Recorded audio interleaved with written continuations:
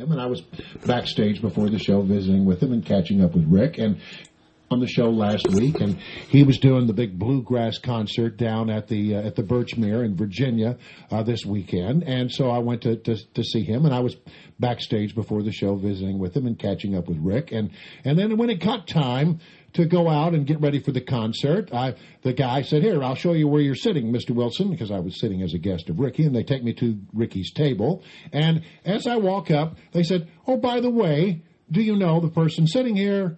Associate Justice of the Supreme Court, Antonin Scalia." Oh, wow. I'm not kidding. I walk up, and there is Antonin Scalia. I couldn't have been more surprised, and I couldn't have been more pleased, because I've always quite admired the man. He's there with his lovely wife, Maureen. It turns out Maureen is a huge bluegrass and country music fan. Oh, wow. And he made sure that Maureen got to go. He brought her there because he wanted her to have a great... He said, "I like it, but she loves it."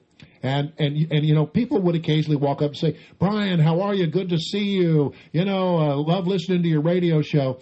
They didn't even recognize the guy sitting next to me. The Supreme Court Justice. He had come in with a cowboy hat, and he had come wearing a little bolo. Antonin Scalia was wearing a cowboy hat. Well, he wasn't wearing it in, but he brought it with him, and it was a nice-looking Stetson. I would just think he would wear the robe everywhere. Yeah. If I were a justice, I'd wear the black robe everywhere. Of course, I'm a justice. And so anyway, as I said, "Hello, Mr. Justice Scalia. I'm Brian Wilson." He said, "You don't have to tell me who you are, because my wife and I listen to your program every morning."